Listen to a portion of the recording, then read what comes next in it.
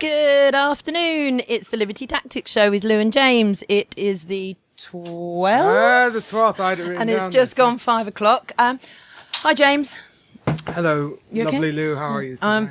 Very, very well. A little bit stressed, traffic everywhere, lots of rain. But I got here in one piece, thank goodness. Lovely, goodness. We're not going to start with the usual news stories because we have a really special guest tonight. A couple of weeks ahead of a, land breaking That's event much going thicker than the record when you can break some land. This is true. Yeah. Event at Wembley, never one seen before. On the 27th at Wembley Stadium, and it's no other than the wonderful David Icke. Good afternoon, David. Hello, Lou. How you doing? I'm all right. Yeah, good. Good. We've got loads and loads to talk about. First of all, how are things going with the preparations for Wembley? Oh, very good. We booked the arena, 5,500 seats last February, and about 3 people, particularly one, has pulled it all together. That's the kind of team that we've been working on it with, and it's all coming together because those people have worked fantastically hard and committed to what we're trying to do, and it seems to be all falling into place. Fantastic. Yeah, I'm coming. Unfortunately, James is away on holiday, but I'm coming up for it, and many others from down here in Devon are all going to be travelling up. So we're all really excited. And I see now you're going to be streaming it live as well via the internet. Yeah, we had so many requests from around the world to stream it that we looked at it and we managed to put something together. And I've just seen the list of people who have joined the initial list that have joined the streaming, and it's like a map of the world, Lou. Honestly, it's unbelievable. It's just everywhere you could think of, and places you wouldn't think of are actually going to be watching it, and that's very, very important because, first of all, we need to come together energetically. We need to also understand that although it's not on the TV news, there's vast numbers of people who think the same now and are starting to get it. But also I'm going to spend, in talking time alone, the best part of 10 hours over 4 sections, connecting a vast number of strands and dots. And only when you do that can the picture within which our daily experience is happening, can it be seen? Can it be seen where it's coming from, why it is? And it's like when you start, there's strands and there's strands and there's strands and there's strands and there's strands, and it builds up and builds up. And eventually it's like people are looking at concepts that in and of themselves, as a strand in and of themselves, they'd go, oh, you are having a laugh, mate. You are joking that's happening. But with the other strands before, suddenly, oh my goodness, this makes sense. I can understand why it's true now. And so that's what it's like. And that's why I put a thing on my website. If anyone's going to watch on the internet, it's not something to dip in and out of, because if you do, you'll lose it. Yeah, absolutely. You'll see some interesting things, but the true volume of context can only be seen if you watch it from start to finish, because it is a story, and it is like layering and layering and layering information until the tapestry can be seen, and the tapestry is fantastic. I mean, in my experience of doing this now for 23 years nearly, I've never seen anything go as deep in the rabbit hole as this is going. And also to connect the number of dots this is going to connect. I mean, this is like 23 years of full-time work coming together on one day. Yeah. I mean, a lot of things have, especially over this last week, been coming out. Obviously, with regards to the Jimmy Savile scandal, we had Bill Maloney from Pie and Mash Films came down to the column on. He came Wednesday, and he came live with us on air on Thursday with Brian Garish. And he was, he's been talking about Jimmy Savile for a long time, Bill Maloney. And more and more things over this last week are coming out with regards to Jimmy Savile. What are your thoughts on it? Well, I've just been writing an article about it for the last 2 days, going out over the weekend. And I've headed it, Jimmy Savile, Doorman to the Cesspit. You could say doorway to the cesspit as well, for reasons I'll explain. I was first told that Jimmy Savile was a paedophile in about 1997, 98 by a number of people, but including the people who had serious connections into the royal family. Not that they were members of the royal family, but they were very close to people that were on the inside. And they told me about the Satanism that went on in the royal family, the pedophilia and all that stuff. And then out of nowhere, they brought up Jimmy Savile. And of course, I'm into a conversation about, royal family, how they treated Diana, pedophilia and all this stuff. And suddenly Jimmy Savile comes out of nowhere, this aging disc jockey. And I obviously asked the question, where does he fit in? And they told me about it, not just his pedophilia, but his necrophilia. He has a thing about having sex with dead people. And it was pointed out quite rightly to me, why do you think he volunteered to be a porter and a volunteer in hospitals, particularly the one in Leeds? Because it gave him access to mortuaries and dead people, basically. And if you look at some of the real most extreme, I mean, in and of itself it's extreme, but most extreme of pedophilia, one of the things that they desire that gives them the biggest high is sex with disabled people, either physically disabled or mentally disabled. And again, because of his charity work, he was able to have access to people like that, to children like that. Also, what is happening, Lou, in the media at the moment is that and I kind of understand it in the initial stages, as long as it doesn't stay there, it's focusing on him as a paedophile and his own paedophile activities and one or two other, showbiz people around him. But the biggest story, the biggest picture story is that he was a procurer of children, and he procured them for the royal family. He procured them for people like Ted Heath, who is exposed as a Satanist, paedophile, and mass child killer, serial child killer, in a book called The Biggest Secret. It came out in 1998. He was alive then for years afterwards. And he was therefore untouchable. If you look at some of the quotes that he gave at various times, he said he was untouchable. And he gave an interview for Esquire magazine in which he said, the thing about me is I get things done and I work deep cover. I've known the royal family for a million years. He was talking about his connections to the royal family and how he was a regular visitor to Buckingham Palace, Kensington Palace, where Diana lived after the marriage to Charles broke up, Highgrove, the country estate of Prince Charles. And he also said, significantly, that the man who introduced him to the royal family initially in the 1960s was Lord Mountbatten. And anyone who's done research into high-level paedophilia, Lord Mountbatten's name will come up. Of course, he was the mentor and Mr. Uncle, big uncle to Prince Charles. And these names are not a surprise to me, because these names came up in the conversations I had with these insiders quite a long time ago now.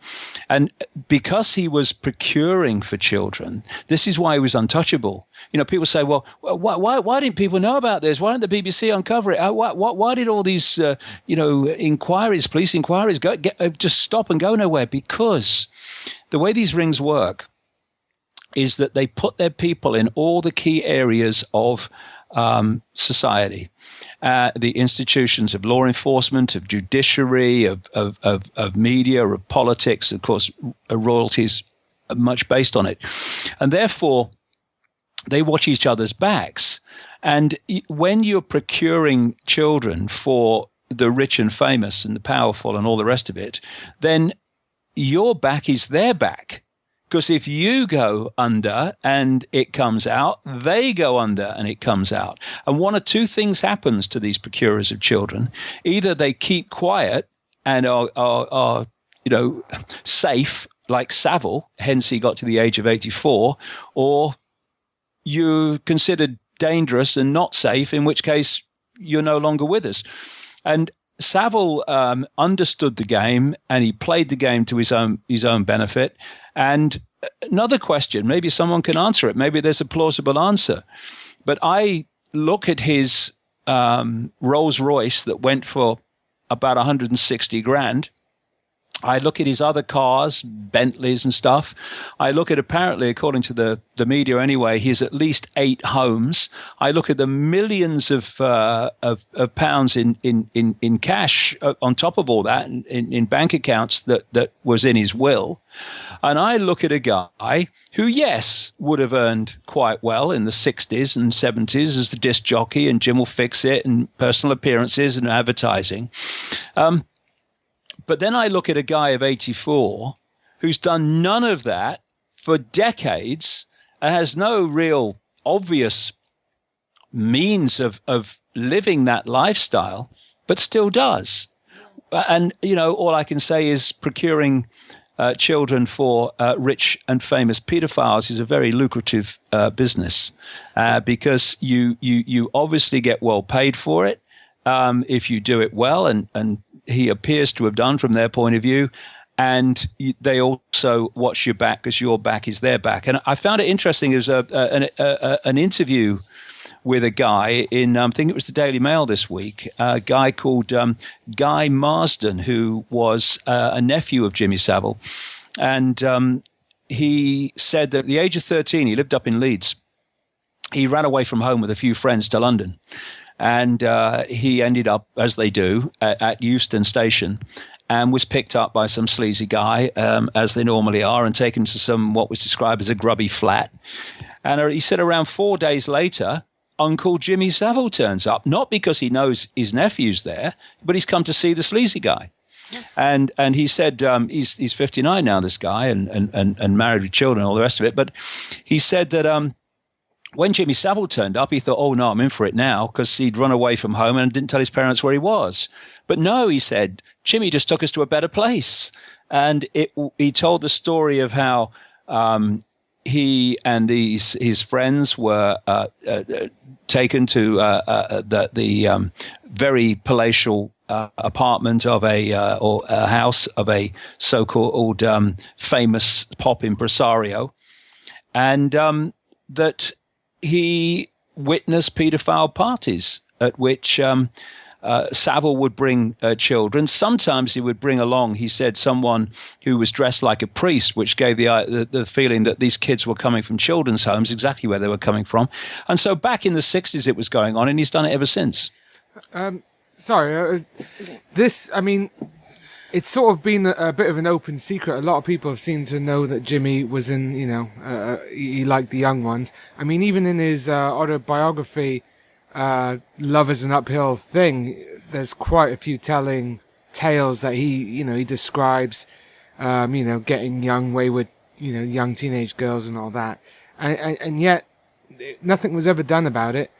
Now that he's dead, of course, yeah, he can't tell any tales himself, but you would still think that they would be trying to repress anything getting out, because once the eyes are on Jimmy, then they may be on to his clients. Do you think this was just like a natural thing where there was just too much evidence coming out and the story broke naturally, or do you think they're trying to, like, it's just surprising me that it's all coming out now, when so clearly there's been a cover up. Yeah. You would have thought, if they really wanted to keep that information stum, they'd be able to. Well, it's a good question, and we won't really know for a while, I don't think, and don't think we ever do unless we've got insider knowledge on these things.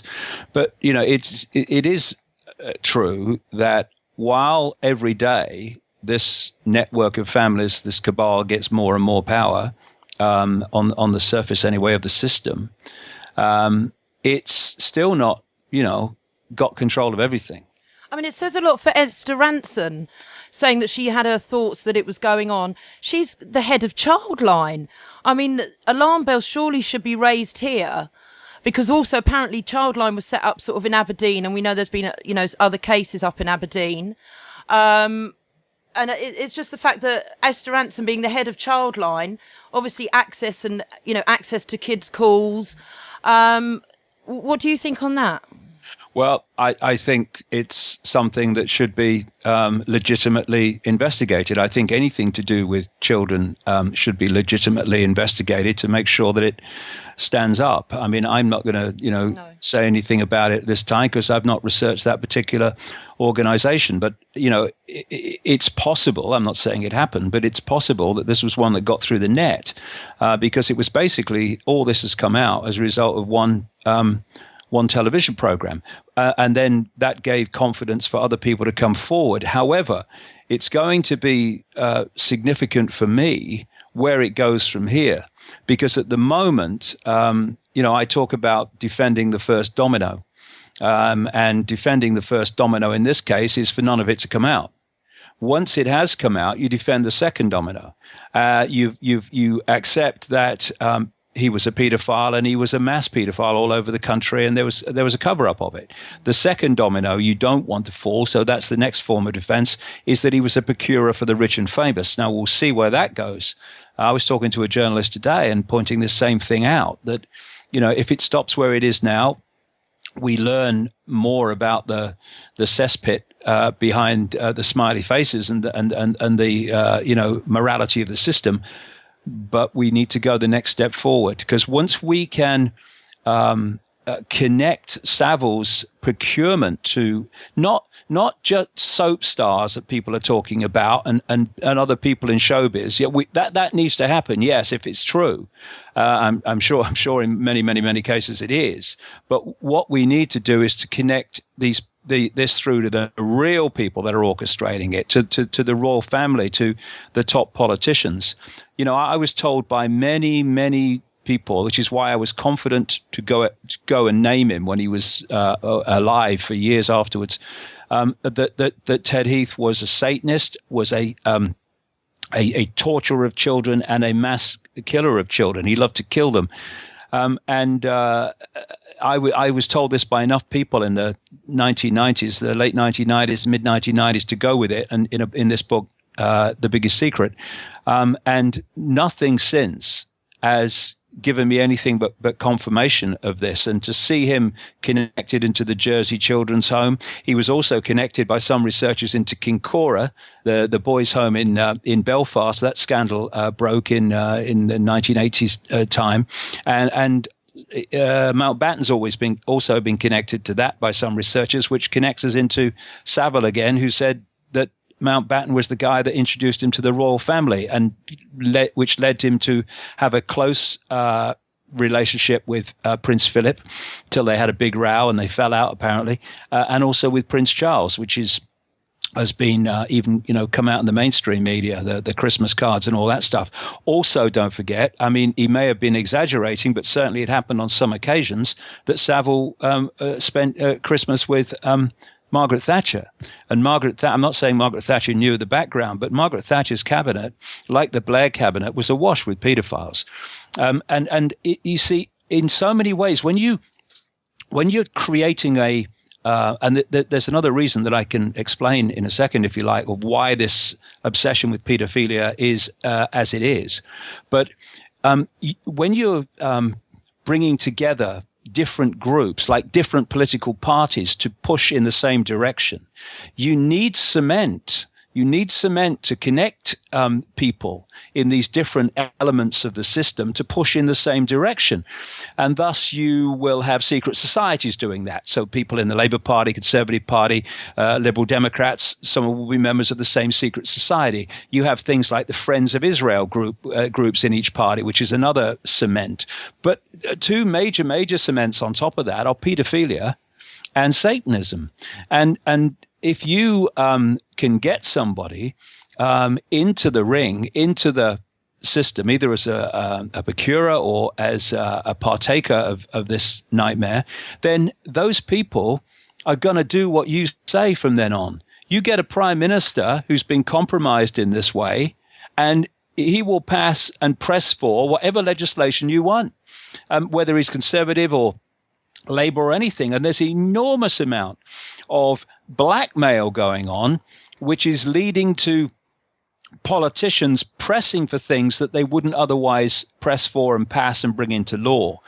This side of it is often connected to pedophilia. I mean, it's a well-known technique in the United States and Britain with MI5, MI6, etc., that they will provide people like foreign diplomats and what have you with children, if that's their desire, and then they will film it. And once they've filmed it, they are no longer representing their country or whatever they're supposed to be representing. They are representing whatever British intelligence says they're representing, because they can destroy them overnight.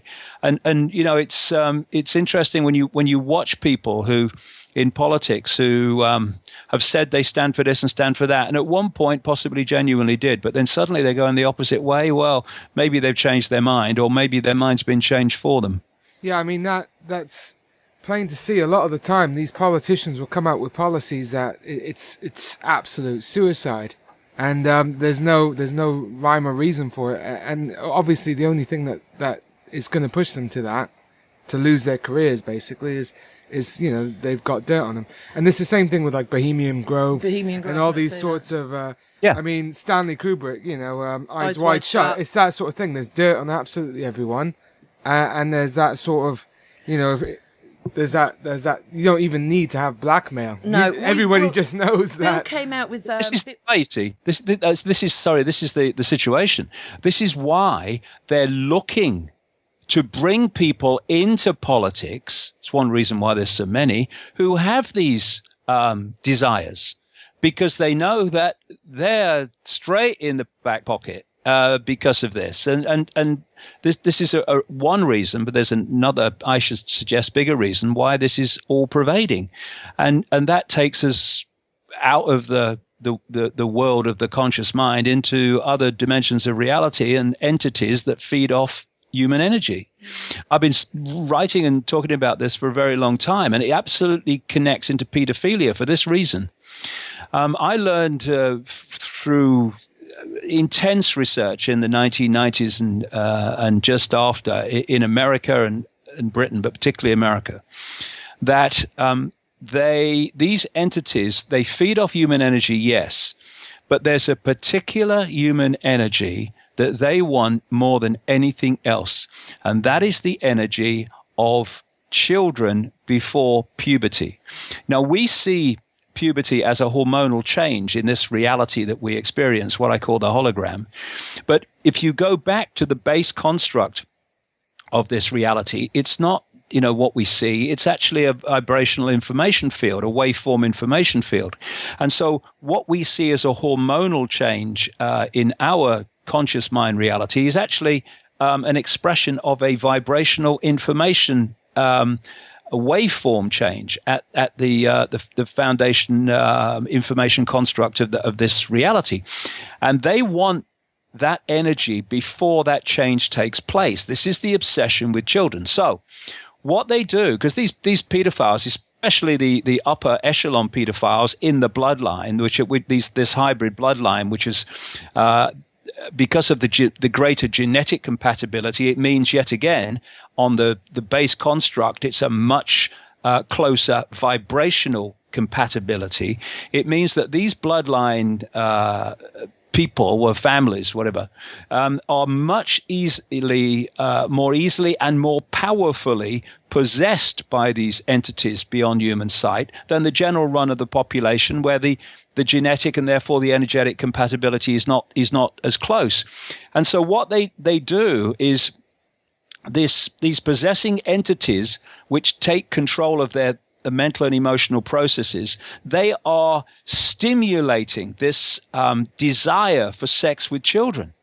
And when the sex is happening, the possessing entity is using the pedophile as a conduit to draw off the child's life force. There are some shaman around the world in native cultures that also talk about this, and I found this in research in the Western world and insiders in politics and many other things. But that's what's happening, and because there is this insatiable demand for this energy, there is this insatiable desire of pedophiles because the two are connected. And because there's these two expressions of insatiable desire for sex with children and the energy drawn off it, there is an insatiable need for a constant throughput of children all over the world. And this is where the Savills come in. This is where on another level, the Hamiltons come in.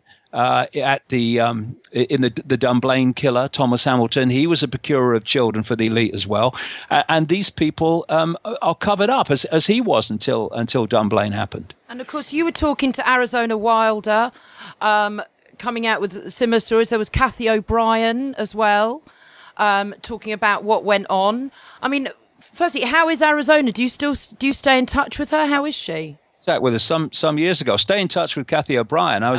We had an email exchange only the other day, but Arizona just sort of disappeared. I said in my last book, if you're out there, contact me. Let's make sure you're okay. Yeah. But yes, I picked up this theme from people all over the world, Australia, Africa, wherever you go, because, as I've said before, the world is controlled by the secret society equivalent of a transnational corporation. There is a headquarters of the secret society corporation. It's in Europe. There are major subsidiaries in places like the United States, but the headquarters is in Europe. And in each country, there is a network of secret societies and bloodline families and their agents and offshoots whose job it is to impose the centrally dictated global agenda upon their sphere of influence, their country, and at all levels, the global level, through the European Union levels, through national levels, into local community levels, because it is a holographic structure. Every part of the whole, no matter how small, is a smaller version of the greater whole. At every level, therefore, you find the same blueprint operating, and crucial to that blueprint is Satanism and pedophilia. Everywhere you go, everywhere. Mm-hmm. And it goes back, thousands of years. The whole thing of taking people's children, all these decadent evil societies, the Aztecs, the Egyptians. They all have these cases where they would have to take the masses' children and sacrifice them to their gods and all this sort of thing. And even now, today, with the modern eugenics movement, coming out of Galton and Darwin, you've got this obsession with killing children. We don't need to, the amount of papers that they come out with trying to promote infanticide, you're able to abort up to 2 or 3 years, because they're not real people there. It takes someone, extremely sick to even think that's acceptable, and it makes you wonder how these people can get away with it, because I'm pretty sure if a person off the street went and killed a 1-year-old baby, you wouldn't have a load of trendies coming up to you and saying that it was acceptable. No. It's a sickness. It's very frustrating to even talk to other people about this sort of thing. Yeah. Because they think you're mad to even be talking about it. The one thing, sorry to rant on, but there was that book that the German government, it's sanctioned by the EU, about how to sexualize your daughter, how fathers should masturbate their daughters because women are growing up ashamed of their bodies because there's not a natural from the parents. But then we've got molesting them, and it's EU sanctioned. And then you've got the Vatican City with the legal age of consent is, I think they've moved it up now. It was 12, wasn't it? I think they've moved it up to 14 now as well. Yeah, it's just, but the thing is, it's all documented. It's black and white. There are these books out there. They're handing them to schools, and you talk about it, and people look at you like you're the nut job, and it's very frustrating, Yeah, a few things there. First of all, sacrificing young virgins to the gods, as they used to say, that's just code for children. That's all, prepubescent children, because they want this energy before puberty. I was reading the other day that Harriet Harman, the deputy leader of the Labour Party, she represented an organisation at one point as a lawyer who wanted to bring down that age of consent for children, it's this obsession with children and sex with children, all that stuff. It just comes up all over the world, and there is a reason for it, and the reason is what I've been talking about. And this is something that people need to start to get their heads around. The fact that the world is not, and what is happening in this world is not confined to what you can see in the tiny frequency band that your eyes can bring into some kind of a physical world. It's much bigger than that. And to understand what goes on outside human sight is to have a much greater understanding of what goes on within human sight. Yeah, yeah. I think moving on to maybe different topic, we're seeing now the whole agenda stepping up. Yesterday, I found a news article saying that by 2025, everyone will be using thumbs to pay or jewellery. We've had the government come out this week and say people can start applying for passports using their Facebook logins. I actually want one. But then you're saying that security fears over Facebook are terrible. Yeah. More and more people having access to our personal details. I mean, the whole agenda is really, really speeding up, wouldn't you say, David? Well, yes, and it was always going to. I mean, first of all, I said many, many years ago that there's going to come a time when the hidden will become seen. It has to. If you're manipulating behind the scenes and in the shadows to bring about a transformation of society into this global Orwellian state, there has to come a point where it breaks the surface and you see it. Otherwise, it's not going to become real. You have to put the structures in there and you have to put the laws in there. And eventually there comes a point where so much of it has been done that, well, anyone with a brain on active duty can see it. And the other equation to that is the more power you centralize, the more power you have to centralize even quicker and to push on your agenda even quicker. I mean, in the European Union, once they crossed the Rubicon of the Lisbon Treaty, which centralized enough power with the bureaucrats in Brussels for them to push on like never before, things within the European Union started to move real quick. And what's happening now is that the cabal have got so much control of the government structure that they can push on with outside or within the structure the very little resistance now to what they want to introduce in terms of surveillance control and the Orwellian architecture of the state. And thus we're seeing it happening faster and faster and faster. I mean, if you take Congress, I wish someone would, in Washington, and you take out one or two people, you could probably get them on the fingers of two hands. Or am I being optimistic? And the rest of them are bought and paid for. They ain't going to stop you. They're just going to vote as they're told to vote. They're going to vote in line with what they vote. And again, everything connects to everything else. Whatever subject you talk about, the connections start. The reason a lot of those people in Congress vote the way they're told to vote without question or resistance is for the same reasons we've been talking about earlier on, because they're compromised and they know that they do it or they're exposed, and thus whole parliaments, whole governments can be controlled this way, and we've reached the point where it's at such a level that they can push on almost at will. And that's why it's us, the people, that have to be the point of resistance, because don't even think about leaving it to the politicians anymore. They're not going to do it. They've not been doing it for a long time, but they're certainly not going to be doing it now, because the cabal's got that level of control of the system that they simply will not hold it back. We have to do it. And when we start to understand that, part the backside from the sofa and start to realize that we need to do this, because not doing it is not an option. The alternative is a bloody nightmare for adults alive today in the timescale we're talking about. Never mind our children and grandchildren, it'll be worse. That we really have nothing more important in our lives than focusing on this and dealing with it. And we can, the tail's not wagging the dog, it's wagging the elephant in terms of numbers of who's doing the wagging and who's being wagged. And it's all this divide and rule and dividing attention and hijacking people's attention. Look at this, watch this, shut up, that is allowing it to happen. If we just grew up and looked at what is happening. We have the numbers to bring it to an end. But see, but they've got the weapons and things. I mean, they're trying to disarm America. We've got nothing to stand up. You know, when people do come banging down our doors.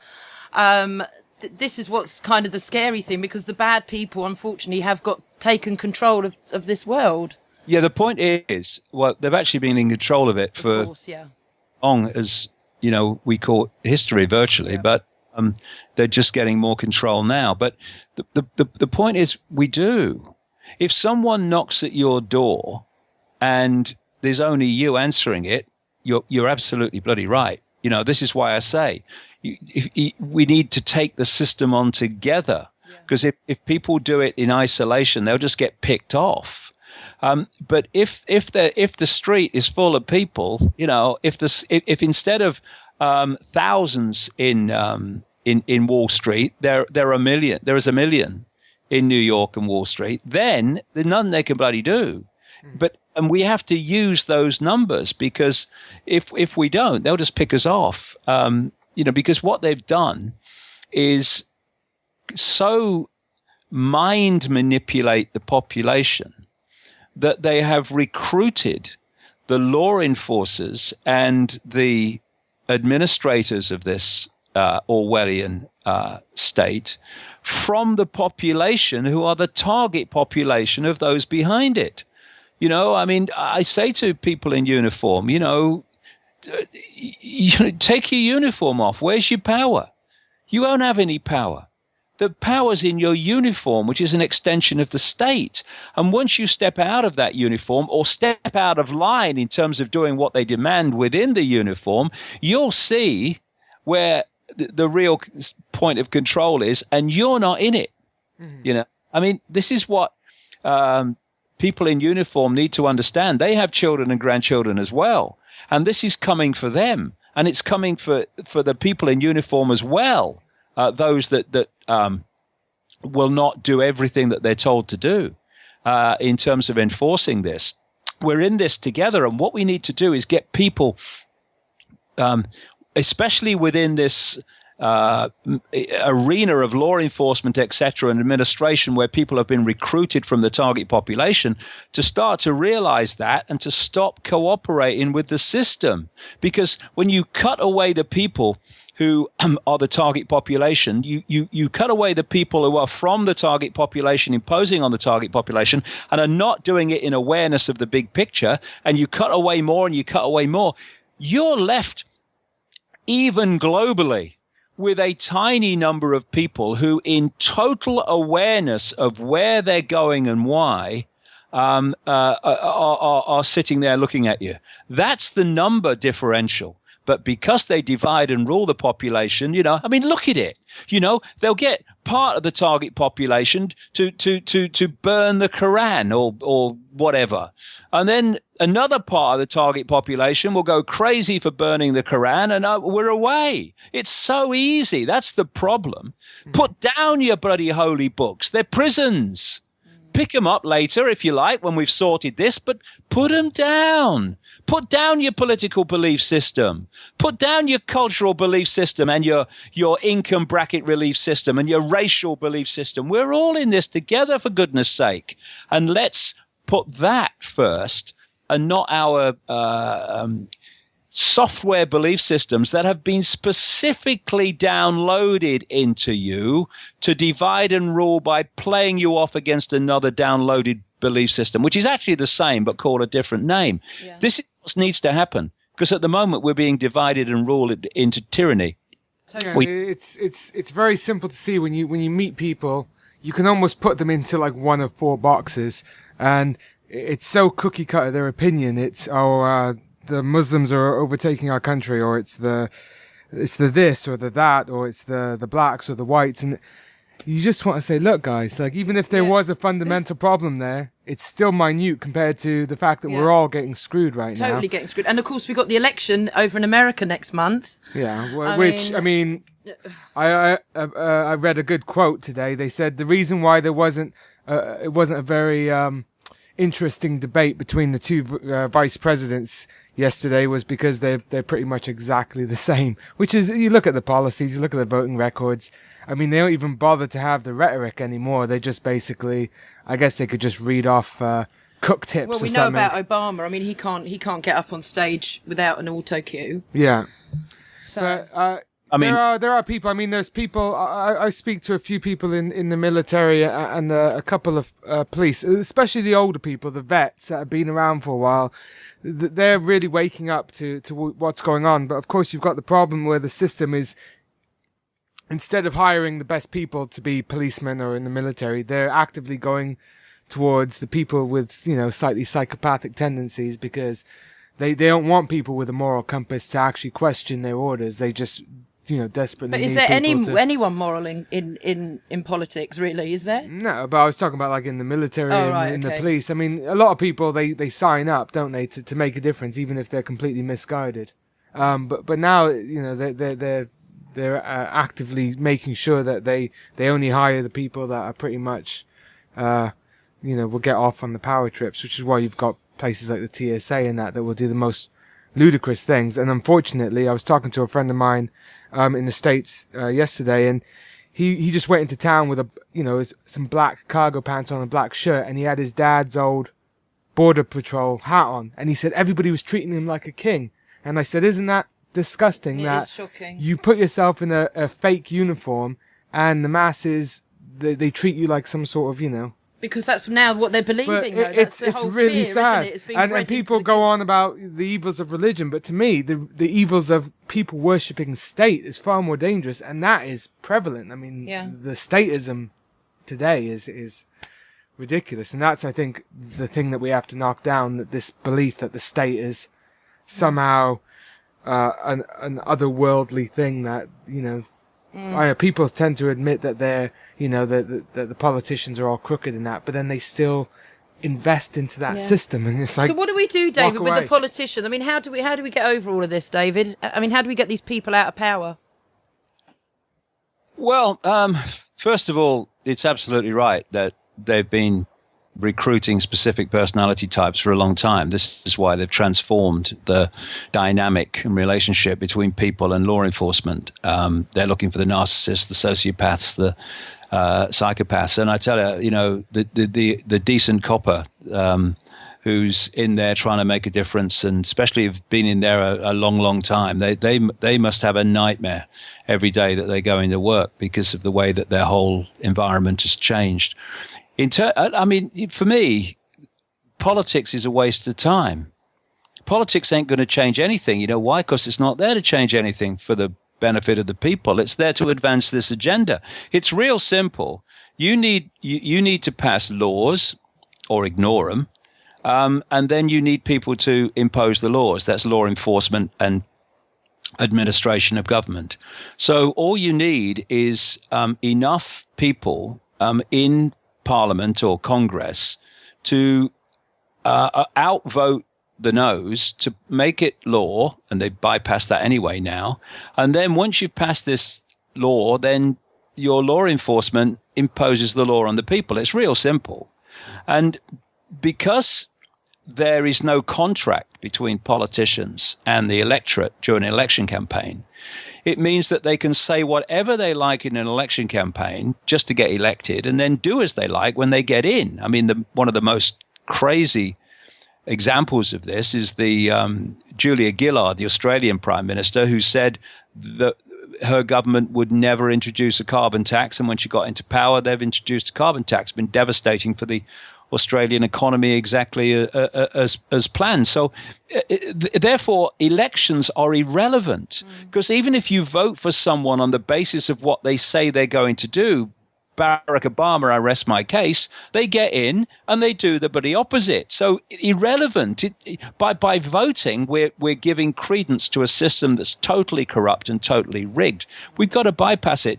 I've been saying this, for so long. We need to stop cooperating with the system. I use a simple analogy. Instead of moaning and saying, Big Brother gone mad, or what's the world coming to, when some neighbor or something is fined 200 quid for putting their wheelie bin out on the wrong day in the wrong place, then thousands of people in that area do the same day after day, week after week, until the law is changed. And they couldn't cope with that. You know, when we had a poll tax revolt, which I had some involvement in at some level on the Isle of Wight here, some years ago during the Thatcher administration, what actually happened in that revolt is that the poll tax affected not just the so-called working class, it affected the middle class, or a great chunk of it, in bigger houses. And thus, there was that divide and rule fault line was diluted and disappeared as a result of mutual effect. And as a result of that, people not paying it, refusing to pay it on a vast scale and all the rest of it, it had to change. Now, that was just a simple example of what we can do if we withdraw our support or our energy from our own enslavement. Okay, someone comes out of Downing Street or Washington and says, we've had a meeting and this is what's going to happen. If enough people in the population say it's not happening, we're not doing that, they have no power. Their power is in the belief in the target population that you must obey a law. Okay, I'm going to pass a law that the state's going to take your children away. All children, okay, week on Tuesday. So say goodbye. Okay, so would you accept that law? Oh, no, I wouldn't accept that law. Okay, so there is a line where you wouldn't cross in terms of just obeying a law because some dark suit crowd have passed it. Therefore, where is that line? And that line is already well past what we as a people should be cooperating with. Don't cooperate with your own enslavement. You can do it individually up to a point, but they can pick you off. We need to do that en masse together. And if we do that, it's all over. If we don't do that, then what is happening now is going to go on happening. It is as simple as that. We're at the fork in the road here. We're at big choice time. We come together and stop cooperating with our own enslavement, or we cooperate with our own enslavement until it doesn't need our cooperation any longer. Mm-hmm. Agreed. And it's definitely not going to get better because whenever they release a new set of ludicrous rules and legislation, and people follow it, they're like, right, let's push the boundary even David, more. So. I just want to touch on what's going on over in Syria, Iran and Israel with you. I mean, we're seeing all sorts of reports coming out of Syria. We have Patrick Henningsen, who I know you've met and he's interviewed you a few times. He comes on the show really with regular updates. The pressure's really mounting on Assad at the moment. Now we've got the pressure coming with Israel and Iran. What are your thoughts on all of this? Well, this is a long-term plan. And the game is selling the plan that's been long on the paper.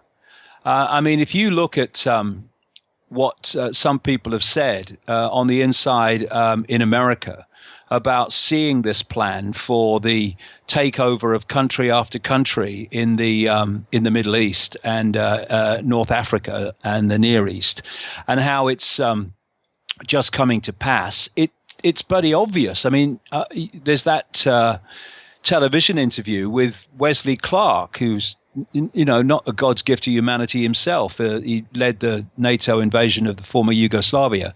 But he said in an interview on television in 2007, 4 years after the invasion of Iraq, that immediately after 9/11, that he was told by someone at the Pentagon that there was a coup being plotted by Dick Cheney, Don Rumsfeld, Paul Wolfowitz, all these people from the Project for the New American Century, this think tank that was orchestrating the events of the Bush administration.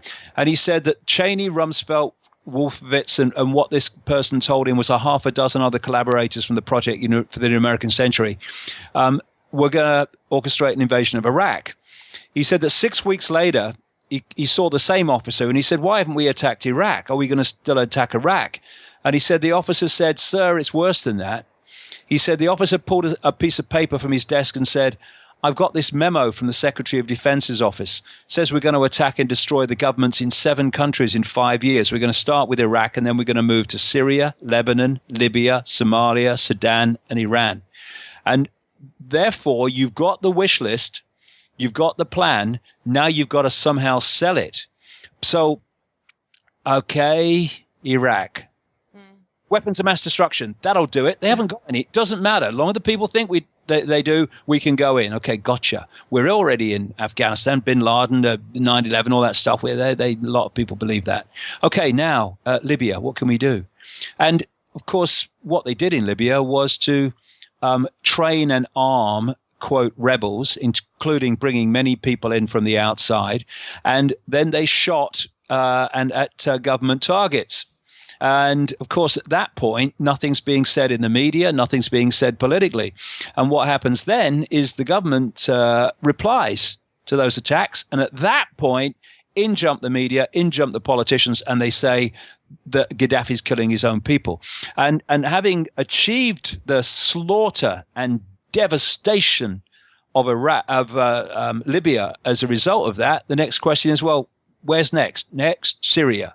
What do we do? Well, it worked in Libya, didn't it? We do the same there. And so what we've seen in Syria is a mirror of Libya, which is trained people, most of them, in Syria's case, most of them from the outside through Turkey, etc., and armed by these so-called Arab countries that are actually just puppets of the West. Saudi Arabia. Al-Qaeda mercenary forces. Yeah, and we've seen in Syria exactly the same. But what's happened in Syria is that Assad's military has not succumbed on anything like the scale that it did in Libya. And therefore, we're now in a situation where they've got to think again, how do we pull this off? Because it's not happening as fast as we want. Of course, one of the ways they do is make more excuses by telling more lies that they have to go in and save the Syrians, of course, by dropping bombs on them or whatever. But yeah. We've got in Iran the excuse, of course, of the so-called nuclear program. So what they've done is they've got this list of countries, target countries, and now they're picking off the excuses to go into these various countries. Because if they picked one excuse and just kept going into countries and bombing them as themselves, then what's going on in terms of taking over the place would be obvious. So they're trying to do it in ways that are not obvious, but to anyone with a mind are blatantly obvious the way what's going on out there. Mm-hmm. Exactly. Sorry, David, I've just got a question. I know you've only got till 6, but Danny's just asked, can we ask David about house repossession and fraudulent mortgages, as it's one of your biggest viewed videos on YouTube? What are we doing? Why are we letting this happen? I'd really be happy if you could ask him about this. Well, this line that we talked about earlier, this line that you cross where you have so much power that you think you can do what you like. And we have seen since 2008 and the banking crash in which the people through the government bailed out the banks at the devastating consequence for the people. That the banks now are, or those that run the banks, are in a situation where they think, well, we do what we bloody like. So we've got this situation, not least in America, where the banks are foreclosing on houses that don't even own. I mean, they've passed through so many different organizations as the mortgage has been sold on, but very few of them are actually certain to be owned by anybody. And again, we come to this situation of, are we going to accept this? See, if an individual, this is a classic example of what I've just been talking about. If an individual is foreclosed, legally or illegally, immorally either way, and takes on the bank, well, the bank can pick them off. And you know, the judiciary are largely controlled by those that control the bank. So they get often almost all the time the judicial decision they require anyway if it goes to court, that you can be picked off. But if vast numbers of people refused to leave their homes, if those that were still in them in the same areas and communities supported those that refused to leave their homes on a vast scale, the system couldn't cope. It is absolutely dependent on the fact that we will not come together and support each other, and we will not en masse refuse to take part in our own enslavement. We have people who are out of homes with families, living in cars, living rough in other ways, while the home they've been foreclosed and kicked out of stands empty. Yeah. This is grotesque immorality. It is sheer undiluted evil. It shows no empathy, compassion, or any heart movement or energy of any kind within those and the system of those that are imposing this. People, 7 billion of us, how long are we going to take it from these people? Stop moaning. Come together and let's start doing, because it's a house of cards when we do that, but not until we do. Brilliant. Exactly, David. And when people do this, such as vaccinations and all these other instances where people are educating themselves and making an informed, logical decision, the system then, of course, tries to bully. Yeah, but then absolutely. all that does is it shows, what the system is, what the government is. They're not, we haven't got the freedom. When they repress us, that is the golden moment, because then more and more people just become awake to their bully tactics, and we win. So that's where it comes from. It's from that lawful rebellion. Yeah, we need to become awake, however, on the level of understanding how the game works. I'm going to go into this in some detail at Wembley, particularly in the last section, because if we see what's going on and we respond with violence and all that stuff, we are playing into their hands for reasons I'll explain. And it's not just giving them the excuse to come the heavy hand with the military either. It's deeper than that. We need to understand the game and then stop playing it. And then the game must fall apart, because the people holding it together will cease to hold it together. But we need to get informed of how the game works first before we can undermine it in a way that's truly effective. Oh, it's been a brilliant show, David. I just want to quickly touch, you were talked at the old festival, which is sort of a music festival. I think it's the last festival of the season. How were you taken there with the youngsters there, and how did all that go for you? It's a video on YouTube that anyone can go to. Oh, I'll have to check that out. I haven't seen that one. So it was a very, very interesting day, a very enlightening day, because there was a large crowd turned up. And, the majority who were quiet, but with the information, intelligent, decent people. And then there was the minority with the mega mouths who were trying to undermine it and stuff. And it was fascinating to see people who are awakening and people who are solid gold asleep, and how they receive the same information. I found it fascinating. But anyway, it's on YouTube, and you can see it. It's quite interesting. It was quite a day. Brilliant. So are the tickets still available for Wembley? There's some still available, yeah, because we're talking to 5,500 people. But they're moving fast now. The closer it gets, the quicker they're going. And they can be got a date. You're on your website, through your website, davidicke.com. Through the Wembley Arena box office. And the Wembley Arena box office. And then for the live stream, they go onto your website, and all the details are there. Yep.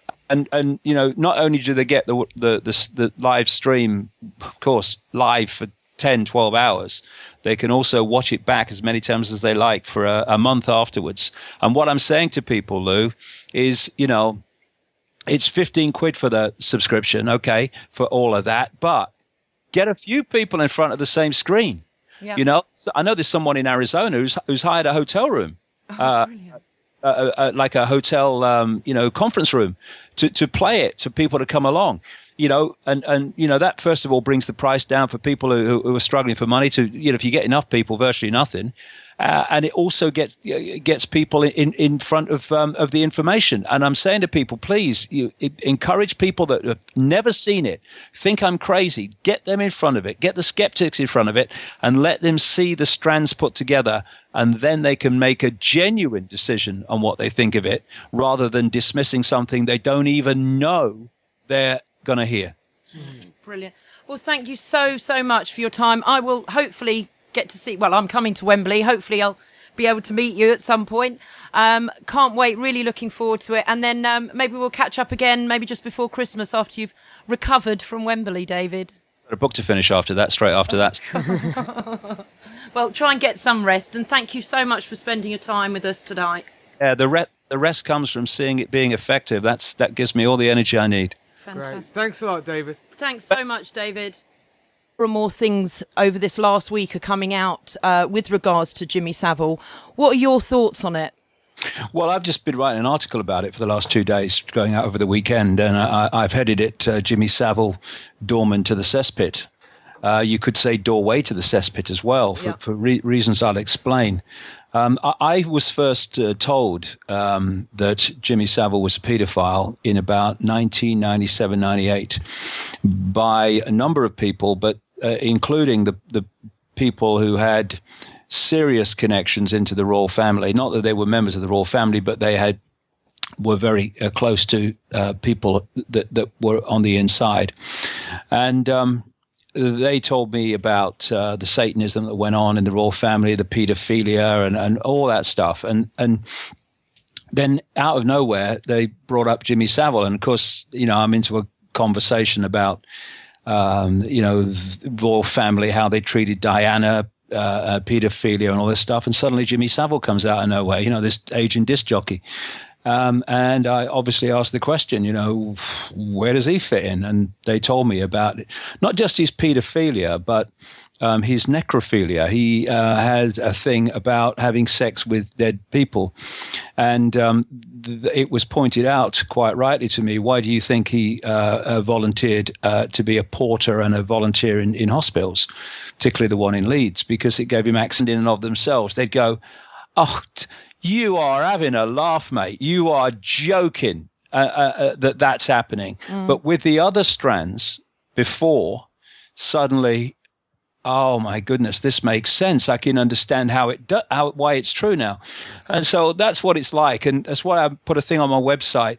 If anyone's going to watch on the internet, it's not something to dip in and out of, because if you do, you'll lose it. Yeah, absolutely. You'll see some interesting things, but the true volume of context can only be seen if you watch it from start to finish, because it is a story, and it is like layering and layering and layering information until the tapestry can be seen. And the tapestry is fantastic. I mean, in my experience of doing this now for 23 years nearly, I've never seen anything go as deep in the rabbit hole as this is going. And also to connect the number of dots this is going to connect. I mean, this is like 23 years of full-time work coming together on one day. Yeah. I mean, a lot of things have, especially over this last week, been coming out. Obviously, with regards to the Jimmy Savile scandal, we had Bill Maloney from Pie and Mash Films came down to the column on. He came Wednesday, and he came live with us on air on Thursday with Brian Garish. And he was, he's been talking about Jimmy Savile for a long time, Bill Maloney. And more, I'm coming up for it, and many others from down here in Devon are all going to be travelling up. So we're all really excited. And I see now you're going to be streaming it live as well via the internet. Yeah, we had so many requests from around the world to stream it that we looked at it, and we managed to put something together.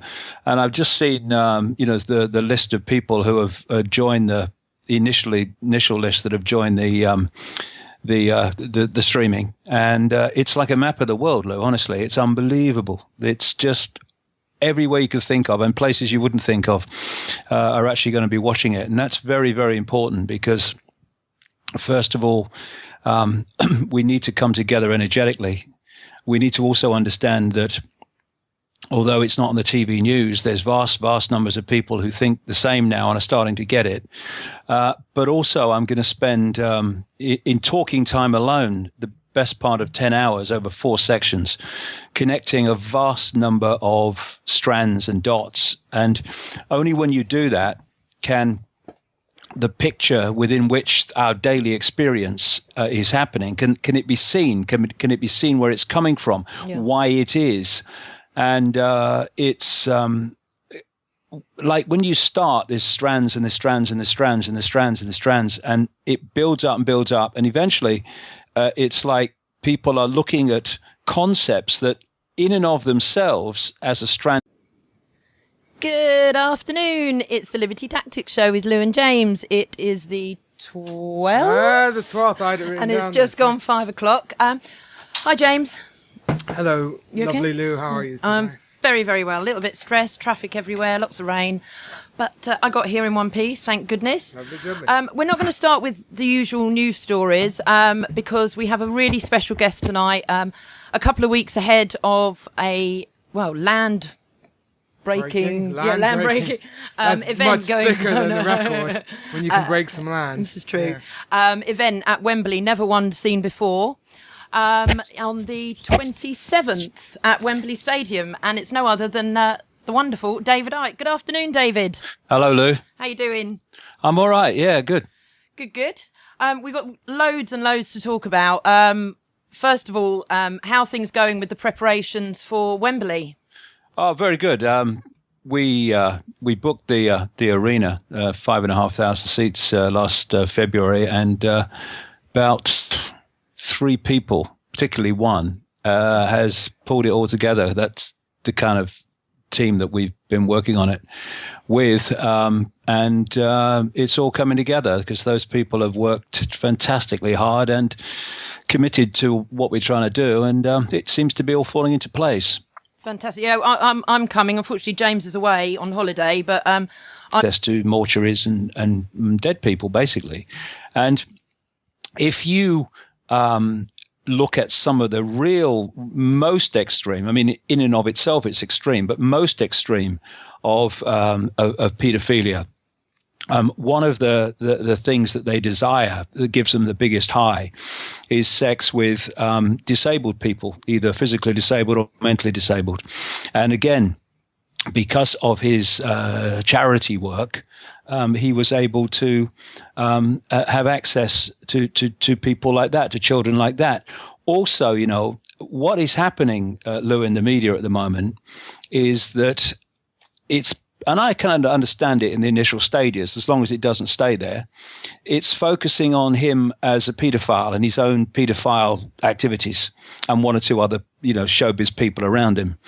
But the biggest story, the biggest picture story is that he was a procurer of children, and he procured them for the royal family. He procured them for people like Ted Heath, who he's exposed as a Satanist, paedophile, and mass child killer, serial child killer, in a book called The Biggest Secret. It came out in 1998. He was alive then for years afterwards. And he was therefore untouchable. You know, if you look at some of the quotes that he gave at various times, he said he was untouchable.